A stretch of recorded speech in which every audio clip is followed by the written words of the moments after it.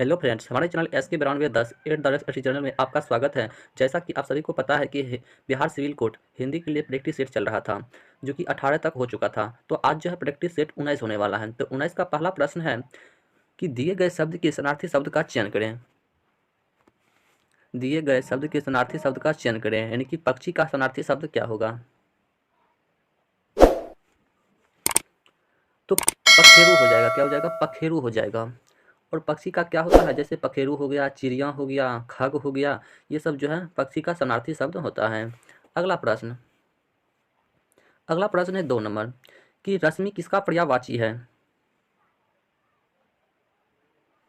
रश्मि किसका पर्यायवाची है? तो रश्मि जो है किरण का पर्यायवाची है। किसका पर्यायवाची है? तो किरण का पर्यायवाची है। अगला प्रश्न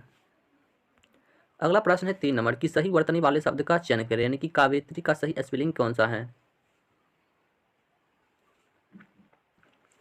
तो 3 का सही आंसर जो है ऑप्शन नंबर ए हो जाएगा, कब इतरी। क्या हो जाएगा? कब इतरी हो जाएगा।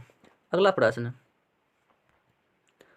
है 4 नंबर की दिए गए वाक्य के किस भाग में त्रुटि है? मुझे इस आदमी का पता मालूम नहीं है। मुझे इस आदमी का पता मालूम नहीं है।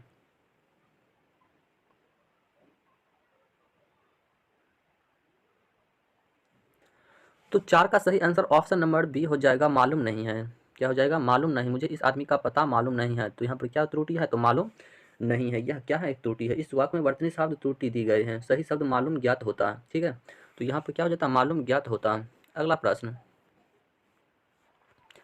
है 5 नंबर की दिए गए विकल्पों में से निम्नलिखित शब्द के विलोम शब्द का चयन कीजिए, यानी कि जटिल का विलोम शब्द क्या होगा? जटिल का विलोम शब्द क्या होगा?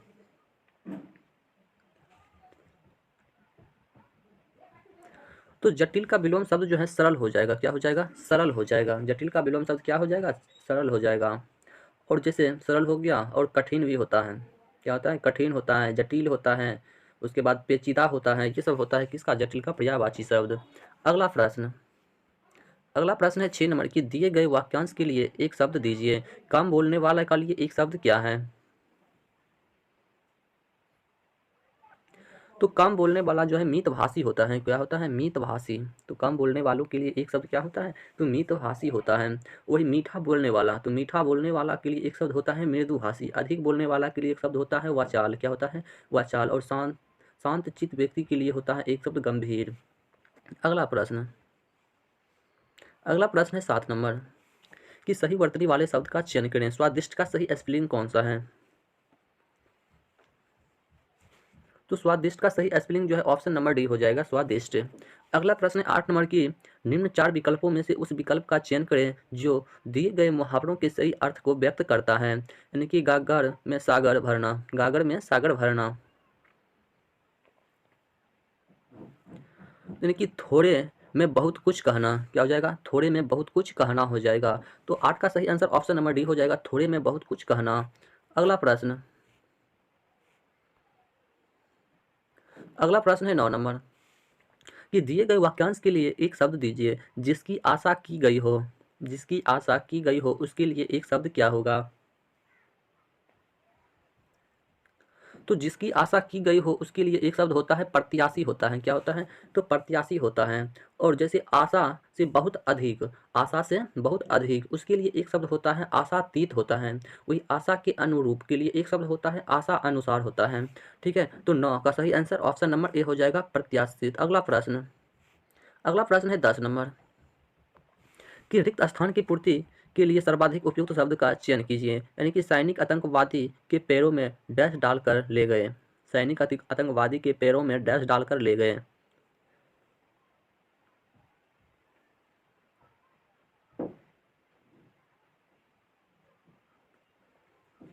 तो 10 का सही आंसर ऑप्शन नंबर बी हो जाएगा, बेड़ियों। क्या हो जाएगा? बेड़ियों हो जाएगा। जैसे कि गलत लोगों तथा जैसे आतंकवादी, बदमाश और असामाजिक तत्वों के पैरों में क्या पहनी जाती हैं? बेड़ियों डाली जाती हैं। और पोजब घुंघरू भी पैरों में पहनी जाती हैं। तो यानी कि 10 का सही आंसर ऑप्शन नंबर बी हो जाएगा, बेड़ियां। अगला प्रश्न है 11 नंबर। 11 नंबर में प्रश्न है कि दिए गए वाक्य में काले खंड को प्रतिस्थापित करने के लिए सर्वाधिक उपयुक्त विकल्प का चयन करें। यदि इसे प्रतिस्थापित करने की आवश्यकता नहीं है तो विकल्प किसी बदलाव की आवश्यकता नहीं है का चयन करें। यानी कि रविंद्रनाथ जी ने भारत के एक प्रसिद्ध कवि थे। रविंद्रनाथ जी ने भारत के एक प्रसिद्ध कवि थे। तो इस प्रश्न का सही आंसर ऑप्शन नंबर सी हो जाएगा, रविंद्रनाथ जी। कहा है कि रविंद्रनाथ, काले खंड में ने का प्रयोग अनावश्यक किया गया है, ठीक है, यानी कि केवल रविंद्रनाथ जी लिखना चाहिए, यहाँ पर ने लगा दिया है, इसलिए यहाँ पर सही आंसर ऑप्शन नंबर सी हो जाएगा। अगला प्रश्न है 12 नंबर। 12 नंबर में प्रश्न है कि सामान्य का विलोम शब्द क्या होगा। सामान्य का विलोम शब्द क्या होगा। तो सामान्य का विलोम शब्द होता है विष्टि होता है। क्या होता है, विष्टि होता है। सामान्य का विलोम शब्द क्या होता है, विष्टि होता है। उसके बाद 13 नंबर प्रश्न दिया गया है कि दिए गए वाक्य में काले अंश को प्रतिस्थापित करने के लिए सर्वाधिक उपयुक्त विकल्प का चयन करें। गोलियों की बाढ़ के सामने कोई ना टिक सका। गोलियों की बाढ़ के सामने जो है कोई नहीं टिक सका। तो 13 का सही आंसर ऑप्शन नंबर ए हो जाएगा, बौछार हो जाएगा। क्या हो जाएगा, बौछार हो जाएगा। कहने का मतलब कि अत्यधिक गोलियों यानी कि बमों आदि का मतलब अंधाधुंध छोड़ा जाना बौछार कहलाता है। इसीलिए काले खंड में बाढ़ के स्थान पर बौछार लिखना चाहिए था। क्या लिखना चाहिए था, तो बौछार लिखना चाहिए था। तो 13 का सही आंसर ऑप्शन नंबर ए हो जाएगा, बौछार। अगला प्रश्न है 14 नंबर की दिए गए वाक्य किस भाग में त्रुटि है। इसमें समस्त प्राणी मात्र का कल्याण निहित है। इसमें समस्त प्राणी मात्र का कल्याण निहित है। तो 14 का सही आंसर ऑप्शन नंबर ए हो जाएगा, समस्त प्राणी मात्र। कहने का मतलब है कि प्राणी मात्र एक वचन है, जबकि समस्त के साथ बहुवचन का प्रयोग होना चाहिए।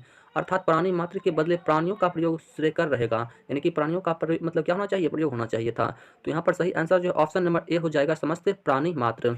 अगला प्रश्न 15 नंबर है कि निम्न में से तत्सम शब्द कौन सा है। तत्सम शब्द कौन सा है। तो धूत्र, धूत्र क्या है, एक तत्सम शब्द है। तत्सम शब्द हम किसे कहते हैं, वैसा शब्द जो संस्कृत शब्द जो मूल रूप से मतलब संस्कृत से सीधा हिंदी में प्रयुक्त होता हो, उसको हम लोग क्या कहते हैं, तो तत्सम शब्द कहते हैं। तो यहाँ पर धूत्र हो जाएगा 15 का सही आंसर। अगला प्रश्न है 16 नंबर की निम्न में से तद्भव शब्द है, यानी कि तद्भव शब्द कौन सा है। तो तद्भव शब्द किसे कहते हैं, वे संस्कृत शब्द जो किसी परिवर्तित रूप में हिंदी में प्रयुक्त हो, तद्भव कहलाता है। तो 16 का सही आंसर ऑप्शन नंबर डी हो जाएगा, जोगी। क्या हो जाएगा, जोगी। जोगी एक क्या है, एक तद्भव शब्द है। अगला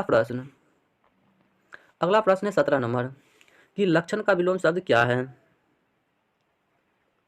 लक्षण का विलोम शब्द क्या है, तो लक्षण का विलोम शब्द जो होता है विलक्षण होता है। क्या होता है, विलक्षण होता है। तो 17 का सही आंसर ऑप्शन नंबर सी हो जाएगा, विलक्षण। 18 नंबर में प्रश्न है कि निम्न में से शुद्ध वर्तनी का मतलब शब्द का क्या करना है, चयन करना है, यानी कि व्यक्ति का सही स्पेलिंग कौन सा है। तो व्यक्ति का सही स्पेलिंग जो है वो कौन सा है, तो व्यक्ति का सही स्पेलिंग जो है ऑप्शन नंबर डी हो जाएगा, व्यक्ति। अगला प्रश्न है 19 नंबर, इधर उधर घूमता हुआ सन्यासी वाक्यांश का एक शब्द है। इधर उधर घूमता हुआ सन्यासी वाक्यांश का एक शब्द है। तो इधर उधर घूमता हुआ सन्यासी वाक्यांश का एक शब्द जो है परिव्राजक होता है। क्या होता है, परिव्राजक। क्या हो जाएगा, परिव्राजक हो जाएगा। तो 19 का सही आंसर ऑप्शन नंबर ए हो जाएगा, परिव्राजक। अगला प्रश्न है 20 नंबर कि मृगेंद्र का पर्यायवाची शब्द क्या है। मृगेंद्र का पर्यायवाची शब्द क्या है। तो मृगेंद्र का पर्यायवाची शब्द जो है शार्दूल है। क्या है, शार्दूल है। ऑप्शन नंबर ए हो जाएगा, शार्दूल। अगला प्रश्न है 21 नंबर की साहित्य लहरी किसकी रचना है। साहित्य लहरी किसकी रचना है। तो साहित्य लहरी जो है यह सूरदास की रचना है। किसकी रचना है, तो सूरदास की रचना है। सूरदास की रचना जैसे सूरसागर, उसके बाद सुर सरावली, उसके बाद भ्रम गीत, ये सब क्या है, मतलब सूरदास की क्या है, रचना है। अगला प्रश्न है 22 नंबर की वचन का अभिपार्य क्या है। वचन का अभिपार्य है, तो वचन का अभिपार्य होता है संख्या। क्या होता है, संख्या होता है। तो 22 का सही आंसर ऑप्शन नंबर ए हो जाएगा, संख्या। अगला प्रश्न है 23 नंबर की चाकू लिंग है, यानी कि चाकू कौन सा लिंग है।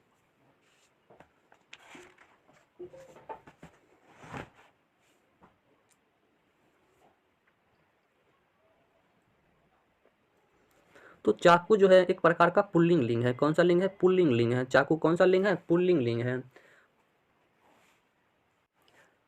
अगला प्रश्न है 24 नंबर है। 24 नंबर प्रश्न है कि दिव्यगंत का समानार्थी शब्द है। दिव्यगंत का समानार्थी शब्द है। तो दिवगंत का समानार्थी शब्द जो है वह स्वर्गवासी हो जाएगा। क्या हो जाएगा? स्वर्गवासी हो जाएगा। ऑप्शन नंबर डी हो जाएगा स्वर्गवासी। अगला प्रश्न है 25 नंबर की आनन फानन में मुहावरों का अर्थ है। आनन फानन में मुहावरों का अर्थ क्या है? आनन फानन में मुहावरों का अर्थ क्या है? तो आनन फानन में मुहावरों का अर्थ है तुरंत में। क्या हो जाएगा? तुरंत में। तो 25 का सही आंसर ऑप्शन नंबर सी हो जाएगा तुरंत में। अगला प्रश्न है 26 नंबर। 26 नंबर में प्रश्न है कि एक और एक 11 होते हैं, लोक्ति का अर्थ क्या है? एक और एक 11 होते हैं, लोक्ति का अर्थ क्या है? तो एक और 11 होते हैं, लोक्ति का अर्थ होता है संगठन में शक्ति। क्या होता है? संगठन में शक्ति होता है। एक और 11 मतलब होते हैं, इसका अर्थ होता है संगठन में शक्ति। अगला प्रश्न है 27 नंबर कि संज्ञा का वाक्य के अन्य शब्दों के साथ संबंध प्रकट करने वाला शब्दों को क्या कहते हैं? संज्ञा का वाक्य के अन्य शब्दों के साथ संबंध प्रकट करने वाला शब्दों को क्या कहते हैं? तो 27 का सही आंसर ऑप्शन नंबर सी हो जाएगा, कारक कहते हैं। संज्ञा का वाक्य अन्य शब्दों के साथ संबंध प्रकट करने वाले शब्दों को कारक कहते हैं। अगला प्रश्न है 28 नंबर की महात्मा बुद्ध वरुणा के साक्षात डैश थे। महात्मा बुद्ध करुणा के साक्षात डैश थे। तो महात्मा बुद्ध करुणा के साक्षात जो है विग्रह थे। क्या था? विग्रह। तो ऑप्शन नंबर ए हो जाएगा विग्रह। अगला प्रश्न है 29 नंबर। 29 नंबर में प्रश्न है कि कौन सा शब्द क्रिया नहीं है? कौन सा शब्द है जो क्रिया नहीं है?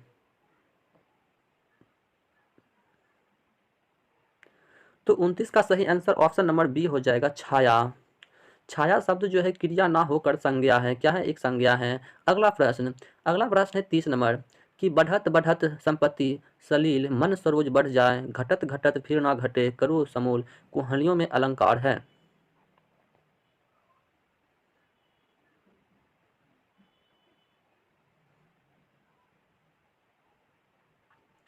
तो 30 का सही आंसर ऑप्शन नंबर डी हो जाएगा रूपक। क्या हो जाएगा? रूपक हो जाएगा।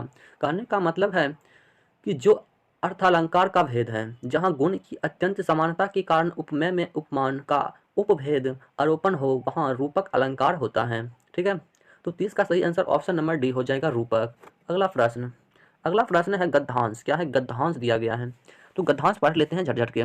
तो गद्यांश यह है कि बच्चन जी ने बहुत कष्ट देखे थे, बहुत संघर्ष किया था और महाकवि निराला की ही तरह आंसुओं को भीतर ही भीतर पीकर उनकी ऊर्जा और सौंदर्य में अपनी कविता को सोना बनाया था।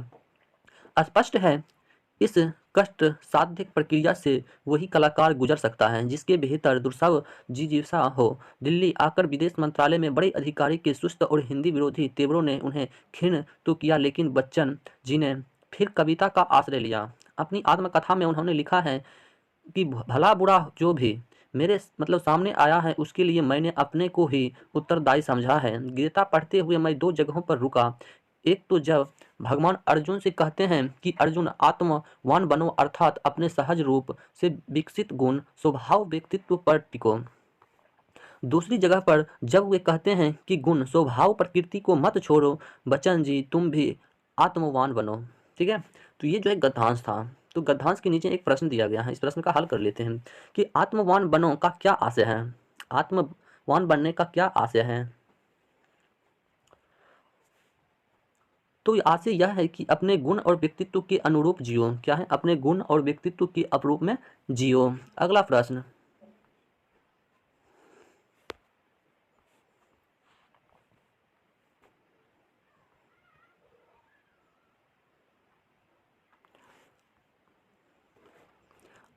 है 32 नंबर कि मंत्रालय का संधि विग्रह करें। मंत्रालय का संधि विग्रह करें। तो 32 का सही आंसर ऑप्शन नंबर ए हो जाएगा मंत्र प्लस आलय। क्या हो जाएगा? मंत्र प्लस आलय। यानी कि संधि के पहले वर्ण के आधार पर संधि के 3 भेद हैं, स्वर संधि, व्यंजन संधि और विसर्ग संधि। स्वर संधि के 5 भेद जैसे दीर्घ संधि, गुण संधि, वृद्धि संधि, जन संधि और क्या है? आयादी संधि। अगला प्रश्न है 33 नंबर की खिन्न होना का अर्थ है। यानी कि खिन्न होना का अर्थ क्या है? तो खिन्न होना का अर्थ होता है नाराज होना। क्या होता है? नाराज होना। अगला प्रश्न है 34 नंबर की आंसू शब्द का पर्यायवाची है। आंसू शब्द का पर्यायवाची क्या है? आंसू शब्द का पर्यायवाची क्या है?